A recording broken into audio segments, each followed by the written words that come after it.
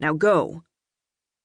The cafeteria at Bridgewater Prep is actually a combination auditorium/gym with a stage at one end and tables that fold down and slide into a storage room during phys ed periods.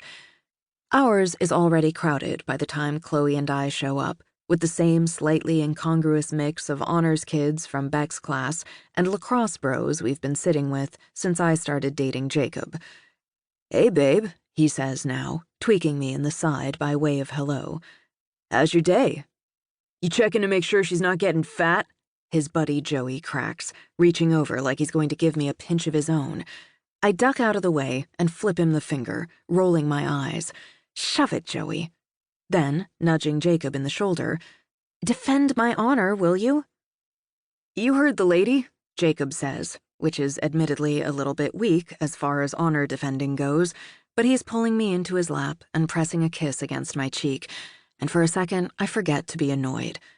Jacob and I have been dating since last spring in AP US History, when we happened to be sitting side by side as Ms. Shaw assigned partners for our final research project. I was hoping for somebody who'd let me boss him around and get us both A's, which has been my strategy for group projects for basically as long as I've been doing them, but to my surprise, Jacob had actual opinions about which primary sources would be most useful to build a document-based question on the social reforms that led up to the Civil War.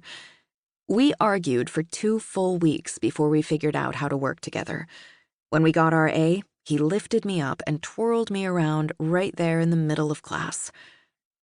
Now I sit down in my own chair and pull a turkey sandwich out of my bag, nodding at Dean Shepherd as he sets his tray down beside Chloe. The two of them went to homecoming together earlier this year, and since then he's been not at all subtle about trying to date her.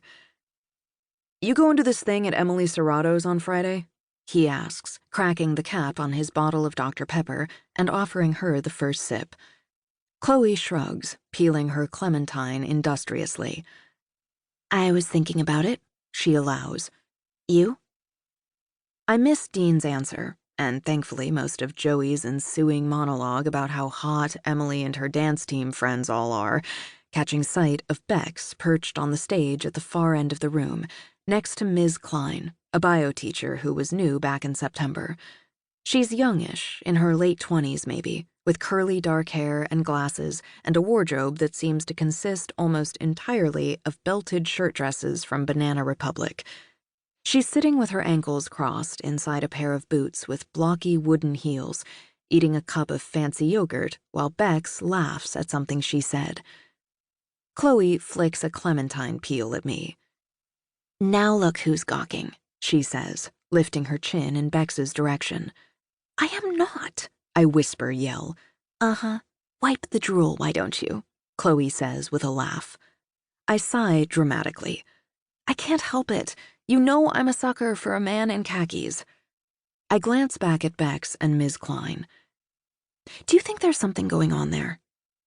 I'd be lying if I said Chloe and I aren't the tiniest bit obsessed with Bex's romantic life. "What?" Right away, Chloe shakes her head. "No." "Why not?" I ask. "Ms. Klein is cute." "I mean, I guess." Chloe looks unconvinced. "In like a local newscaster kind of way." "I'd nail her," Joey puts in helpfully. "Nobody asked you, Joe." I turn back to Chloe. "I'm just saying, long nights grading papers, romantic looks across the teacher's lounge. Oh my God." Chloe pops a wedge of clementine into her mouth. "Are you sure that isn't your fantasy?" she asks. "Maybe you should reconsider becoming a journalist. I feel like romance novels are your true calling." "This is journalism," I protest, laughing. "Serious investigative journalism into the never-before-seen love lives of America's most important national treasure, our teachers." Chloe snorts. "You do that," she says, tucking her clementine peel back into her brown paper lunch bag. "I gotta go, though. I've got a dentist appointment this afternoon, so I'm leaving early. Are you good to run the meeting without me?" Chloe and I are co-editors of The Beacon this year and spend basically every available moment in the office with Bex and the rest of the staff, hunched over the sluggish computers and sprawled out on the ragged, sagging couch. Yep. To keep listening to this audiobook, I've left you a link in the description so you can do it, at no cost thanks to Audible's 30-day free trial.